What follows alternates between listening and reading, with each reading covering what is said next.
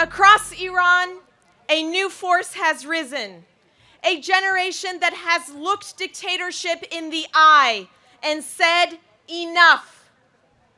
These are the young men and women of the resistance units, the Kanun Shureshi, who risk everything because they believe the only path to freedom is through courage, uprising, and the overthrow of this criminal regime.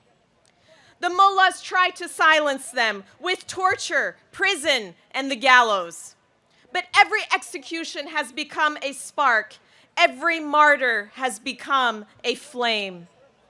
And today, those flames have become a wildfire that no dictatorship can contain. And that is why the PMOIMEK is so legitimate and so credible, because Madam Rajavi and all of her friends and followers have been fighting this battle for freedom way before the mullahs even took over. Because their mission is really about freedom. It's not about taking power. And they need to be given credit for the fact that their 10-point plan under Madam Rajavi is about democracy and the ballot box, not about bullets.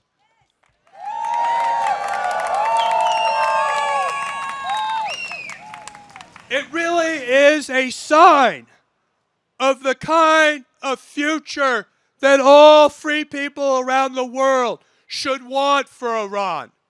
They should want free elections.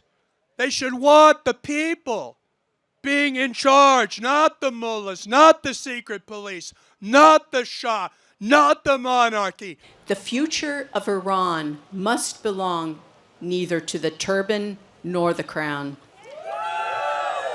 It must belong to the Iranian people. The United States must treat the Iranian resistance as an irreplaceable ally and recognize the right of the Iranian people to resist tyranny. America and the Western world should recognize the legitimacy of the resistance units confronting the IRGC and the machinery of repression. America must hold the regime accountable for crimes against humanity, including the massacre of political prisoners, the current wave of executions of these bright, beautiful young lives.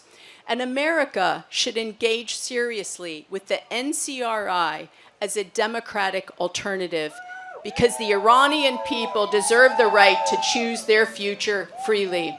January 26 showed that the people of Iran long for change. They're out in the streets. They were peacefully protesting. That's what people expect to have the right to do. But this regime in Iran said no. It gunned them down. More than 30,000, we know, were shot in the streets. Countless hundreds, maybe thousands of others were arrested. We are on the side of the people of Iran. No airplanes flying at 35,000 feet, no battleships and aircraft carriers off the coast, no bunker-busting bombs. None of that is sufficient. It's all the periphery.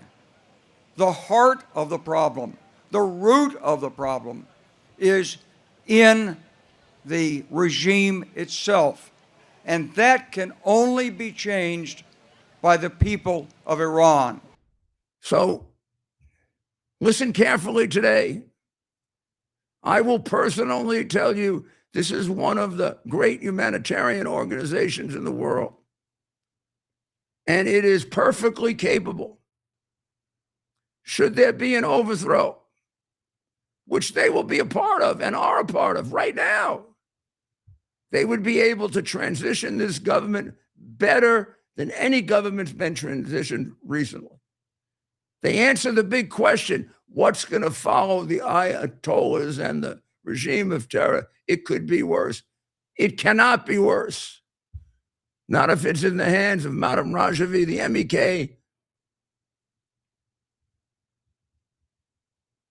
It'll be done based on a plan that's been studied for over 35 years, based on a 10-point plan. When if you read it, you will see our